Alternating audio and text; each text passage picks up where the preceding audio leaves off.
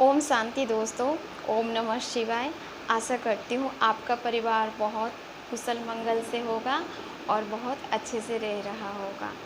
तो दोस्तों, आज चलते हैं आज के टॉपिक पे। दोस्तों, आजकल हमारे दैनिक दिनचर्या में कौन सी बीमारी कब आ जाती है हमें पता नहीं चलती है।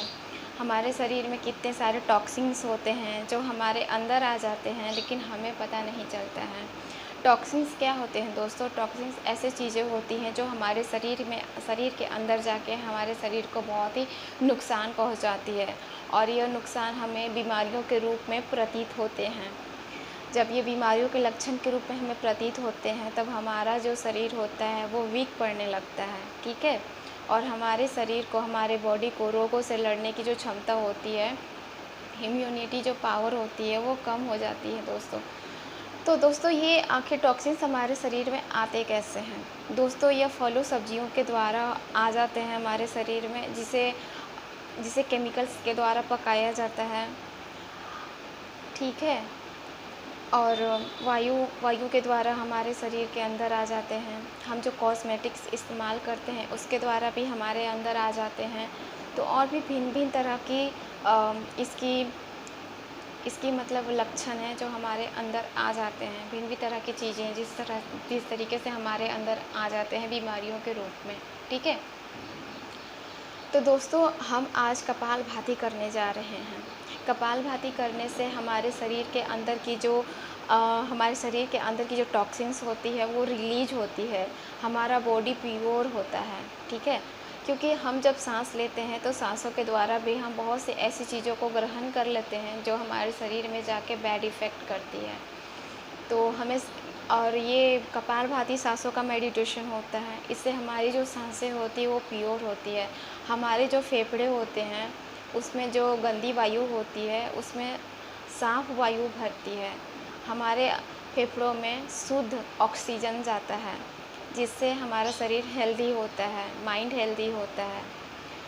कपालभाति करने के क्या क्या फ़ायदे होते हैं दोस्तों? कपालभाति करने से आपका जो कंसंट्रेशन पावर होता है वो डेवलप होता है। और स्टूडेंट्स जो होते हैं उन्हें कपालभाति अवश्य करना चाहिए, और 5 मिनट्स 10 मिनट्स तो हमेशा करना चाहिए। कपालभाति करने से आपके अंदर जो थायराइड की जो समस्या होती है, ब्लड की समस्या होती है, वो सारी समस्याओं से आपको निजात मिलता है, ठीक है।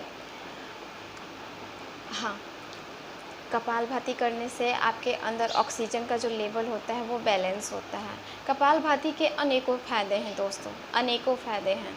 लेकिन किन किन लोगों को ये कपालभाति नहीं करना चाहिए? जो लेडी प्रेग्नेंट है, या फिर जो हार्निया के शिकार हैं, जो हार्निया से ग्रस्त हैं, उन लोगों को ये कपालभाति प्राणायाम नहीं करना चाहिए। तो चलिए दोस्तों, देखते हैं कपालभाति प्राणायाम हम किस तरीके से कर सकते हैं। दोस्तों, आप कोई भी मेडिटेशन करो या फिर कोई भी योगा या प्राणायाम करो, उसके लिए आपका जो पोस्चर होता है वो बिल्कुल सही होना चाहिए। आपका जो ये कंधा होता है वो सीधा होना चाहिए, और आपके हाथ ये सीधा होना चाहिए, ठीक है। तो हम दोस्तों सुखासन में बैठ जाते हैं और अपने आर्म्स को सीधा कर लेते हैं, ठीक है। और ये सांसों का मेडिटेशन है, प्राणायाम है सांसों का, ठीक है। तो इसमें हम सांसों को बाहर छोड़ते हैं। इसे हम थ्री स्टेप में करेंगे। पहला स्टेप है, हम अपनी सांसों पर फोकस देंगे कि इसमें हम सांसों को किस तरीके से करते हैं। इसमें सांसों को दोस्तों बाहर फेंकना है, ठीक है। ऐसे मैं आपको करके बताती हूँ।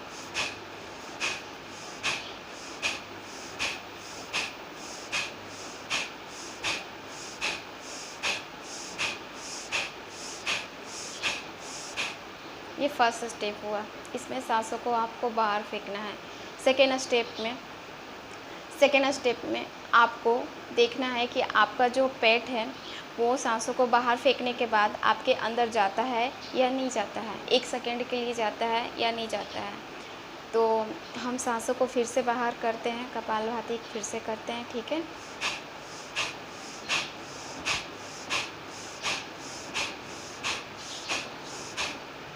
दोस्तों, अगर आपका पेट 1 सेकेंड के लिए अंदर जा रहा है तो इसका मतलब आप कपालभाति बहुत ही अच्छा कर रहे हैं। क्योंकि क्या होता है दोस्तों, कोई कोई लोग होते हैं जो कपालभाति गलत तरीके से भी करते हैं। तो ठीक है, आपको हमेशा सीधे अब तीसरा स्टेप, तो दोस्तों हम सीधा स्टेप में ऐसे बैठ जाते हैं। ठीक है, अपनी सांसों नाक पर फोकस करते हैं, अपने पेट को सीधा सीधा करते हैं और हम सांसों को बाहर छोड़ते हैं।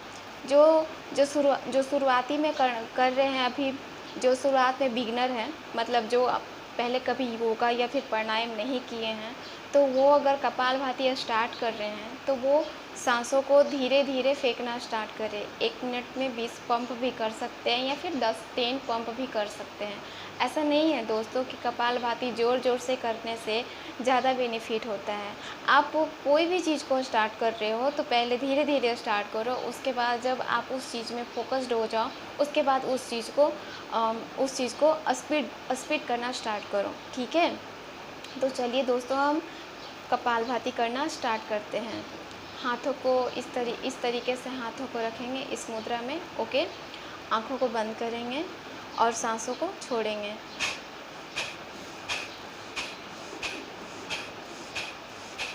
आप भी मेरे साथ कीजिए। ठीक है, 10 पंप करते हैं हम इसे।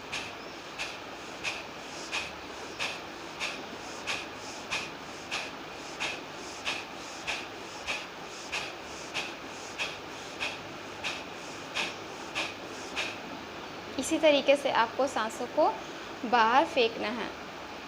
तो आप इसे धीरे धीरे करना स्टार्ट कीजिए, आपको बहुत बेनिफिट होगा, आपका मन शांत भी होगा। अगर आप 10 बार भी इस पंप को अगर आप 10 बार भी इसको कर रहे हैं तो आपको अंदर से शांति का एहसास हो रहा होगा दोस्तों। ठीक है, तो दोस्तों अगर आप बिगिनर हो तो आप इस तरीके से करो, और अगर आपको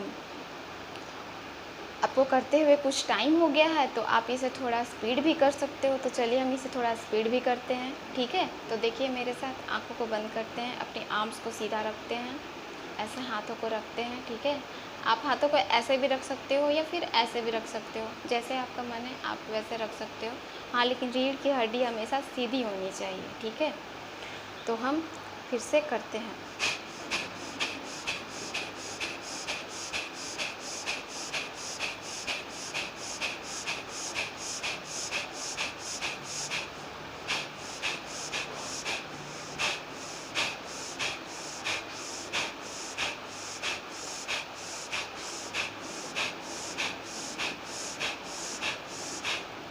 तो दोस्तों ये होता है कपालभाति। आप इसे करो, अपने डेली रूटीन में इसे आप शामिल करो। आप इसे सुबह कर सकते हो, और अगर आपको सुबह में टाइम नहीं मिलता है तो आप इसे शाम को भी कर सकते हो। दोस्तों ज़्यादा इसमें टाइम की ज़रूरत नहीं है आपको। अगर आप स्टार्ट करना चाहो तो 2 मिनट से लेके 3 मिनट से लेके 5 मिनट्स तक भी इसे आप कर सकते हैं। आप कीजिएगा दोस्तों, तो आपको ही बेनिफिट होगा, आपके शरीर को बेनिफिट होगा, आपका शरीर हेल्दी होगा, आपका माइंड भी हेल्दी होगा। माइंड बॉडी सोल हेल्दी होने से आप अपने कार्यों को बहुत ही अच्छे से और सावधानीपूर्वक करोगे। बहुत ही आपका फोकस बढ़ जाएगा। ठीक है, आपका कंसंट्रेशन पावर बढ़ेगा। तो आप इसको करने से आपको आपके कार्यों में भी करने में आपको बहुत ही लाभ होगा। दोस्तों कपालभाति के बहुत सारे बेनिफिट्स हैं, आप इसे रेगुलर करो तब आपको समझ में आएगा। ठीक है, मैं आशा करती हूँ दोस्तों कि आपको मेरी ये बात समझ में आ गई होगी। तो दोस्तों आशा करती हूँ कि आप इसे करना स्टार्ट करेंगे खुद के बेनिफिट के लिए, खुद की बॉडी सोल और माइंड के लिए, माइंड को हेल्दी बनाने के लिए। तो दोस्तों ओम शांति, ओम साई राम।